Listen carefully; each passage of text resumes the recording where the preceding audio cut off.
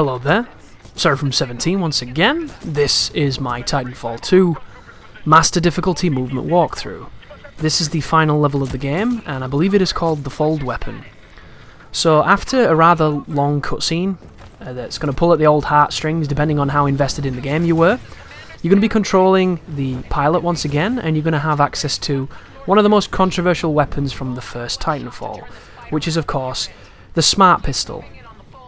The Smart Pistol is a very interesting weapon. It is a weapon that's going to aim for you, and once you get the locks and it goes red, when you press the trigger, the bullets are going to kill things without you having to aim it.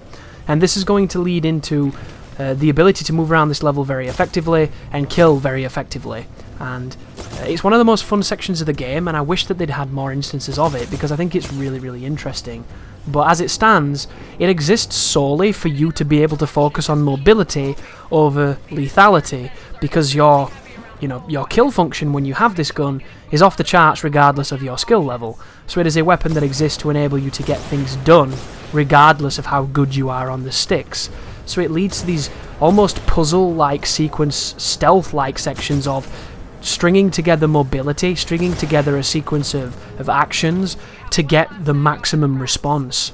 And it mirrors really well with the mobility in a lot of areas, but some parts of it can be very tricky to keep yourself moving through. So this is definitely one of the trickier levels to move through, just because your options are very specific on Master, and this is one of those instances of having kind of restricted options here. I would have loved to do some high-flying, high-octane, wall running, bunny hopping across all this sequence and get to the door, but you simply can't survive. There'll be that one lucky run where you do it and you get through because you got in the good graces of Lady Luck, but for every other instance you get instantly murdered. So instead you have to take that section a little bit slower, and the choice that I took from it was to just kind of do a figure S through the middle area, killing everything that's shooting at you and try and get underneath that awning as fast as possible, because those automated guns will cut you up. And then when you get to this point, BT's going to drop in, and then you're going to get access to him and all of his kits to take on the final area of the game, which is a prolonged stretch of Titan gameplay, which is really, really fun and very empowering because you now have access to any of the choices you could choose to have, and they're all on the Vanguard body type, so you can take advantage of just the incredible power of all of these really, really functional kits on a pretty fast body type. And I'm going to be using distance as a weapon here, hitting them with the charged up railgun because it does incredible amounts of damage, especially on the weak spots. And I wish I was able to do this as a pilot and bring some interesting stuff to this section, but it just doesn't really complement that kind of gameplay. And I tried, believe you me guys, I've tried to do this in a whole host of ways, and I've explained earlier in the walkthrough why it just kind of doesn't work, but you can make it work by forcing it. It just takes too long and it's not easy to replicate, and even then it still barely works. It's one of those things where I don't want to tell you it can't be done, because it can. It's just the price is too steep. And something you need to know here too, once you drop down onto this bridge part, other than using the thrusters in the Lun, what do they call this? It's North Star, right? In the North Star weapon type, you can't get back up there. Not that you would generally need to, but it is safer up there because you have the cover of the rocks. And as you see right now, I'm engaging against this Tone and he's just outplaying me. And you can see these, are they Reaper Falls that it's telegraphing there? It looks like it might be Reaper Falls. I don't know what those ones were, but they killed that Titan. And if you don't know, Reaper Falls will kill you too, so be very careful of them as I swap back to Scorch and start peppering some shots down the range. So recently they increased the amount of levels on Frontier Defense. You can now play Dry Dock, Exoplanet and Angel City, which is really awesome. I've yet to give them a try because I've been a little bit busy with other things. Life gets in the way sometimes, but I am eager to see how those levels play out, because especially Angel City, which was a map that I played quite a lot in the first game in Frontier Defense, and if it's anything like the first game, I imagine it's going to be rather interesting, but I'm hoping that they've moved the Harvester. I don't know if they have. I'll be finding that out later on. But it's really nice to see them supporting Frontier Defense. I think it's a great mode, but I thought it was far too limited with its maps, but now it's got a few more. It incentivizes going back in there and checking it out, right? And it is a lot of fun with friends. It's less fun on your own, because unfortunately randoms can completely murder the enjoyment of the game mode, but I still have a ton of fun with it, so expect to see some of it on the channel, because I haven't put any of it on the channel at the moment. As we take on this brute up close and just hammer him with all kinds of Scorch goodness. But you can see, can't you, everywhere these people are, they're getting these weird markers on them as if there's some kind of Reaper fall or Titanfall of sorts. I don't think I've ever noticed that before. I wonder what it means. Do you think it's some kind of anti-air systems targeting them or something? Maybe it's something to do with the plot. I haven't paid attention to the plot in a long time. Maybe I missed some kind of nuance, but I never noticed when I was playing. Isn't it strange that there can be something so striking on the screen, but your eyes don't go to it because you're too busy looking for the next target? You're too busy trying to stay alive. That's what happens a lot of the times. When you get prompts that pop up on screens, it's very easy to just kind of not see them because you're too busy, you know, staring past them to try and be as optimum as you can be. And it can be easy to spot when you're not playing because you see everything, but when you're playing, your eyes are so focused on whatever the next incoming threat is that it's very easy to miss those things. As we continue onwards here, killing more Titans, causing more havoc. But this is the final video in the series. I hope you've took something from this. As the car goes down there, makes a ton of noise. Thank you for that, sir.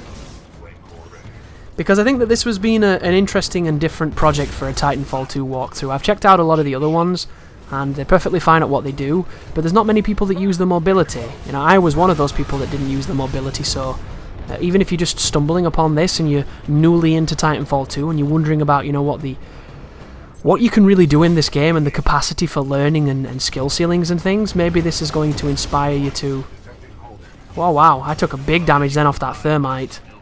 Something else that's interesting as well, guys, you know, if you put cheats on this game on PC, I don't know if I explained this, if you use the cheat engine to give yourself infinite ammo and no reloads, when you get in a Scorch, you can fire infinite shots without reloading. It's super powerful. But so too can the enemies. So I was using a Vortex shield on the Ion, and I ended up getting 4 of Scorch's projectiles in one Vortex shield, firing them back at him, and it was almost an immediate death on easy. It was hilarious. He just disintegrated. Because of course you're not meant to have that kind of DPS, you're not meant to be able to do that. But when you use the cheat engine, you most certainly can. And that was really, really fun. But this is recorded on console, so if you're on console and you're wondering how you get cheat engine, I don't think that shit even works, and that's something exclusive to PC people.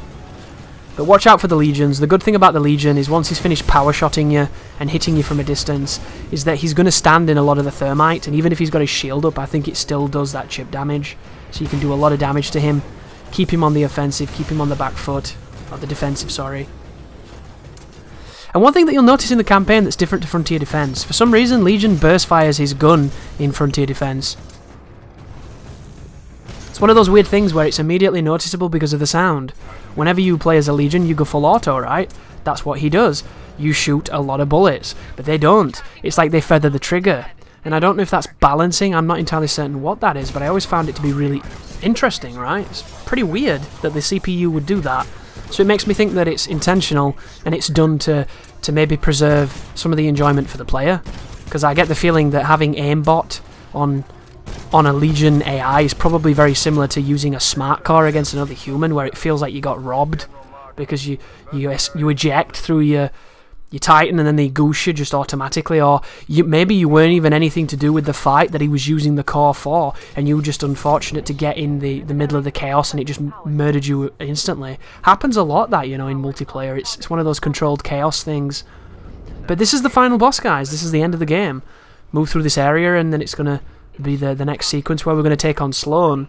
And Sloane is an interesting encounter because much like the other ones, she does use other Titans to support her and Reapers to support her, but she summons a few of them and she does them between waves where she disappears, and I'm not entirely certain how she does it because her Titan shouldn't be able to.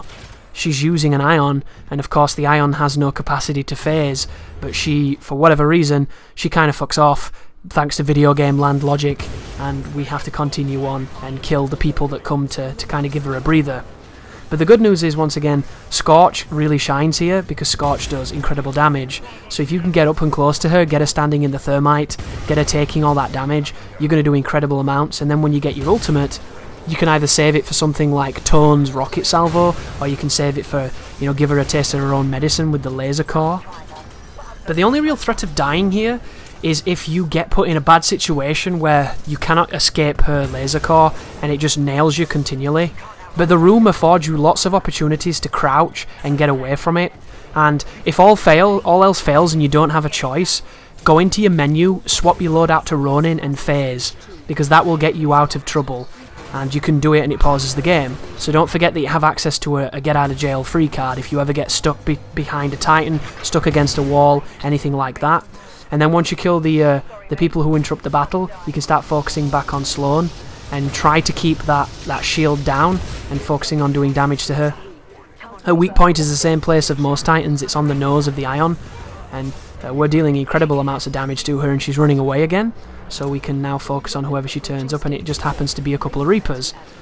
The Reapers are weak to particularly Ronin. Ronin is a great Reaper killer because he can be aggressive and he can finish them off with his shotgun up close or with the sword, and a combination of the two makes quick work of them. Of course, using Scorch is really good too, because Scorch's thermal shield will melt them like that one just did.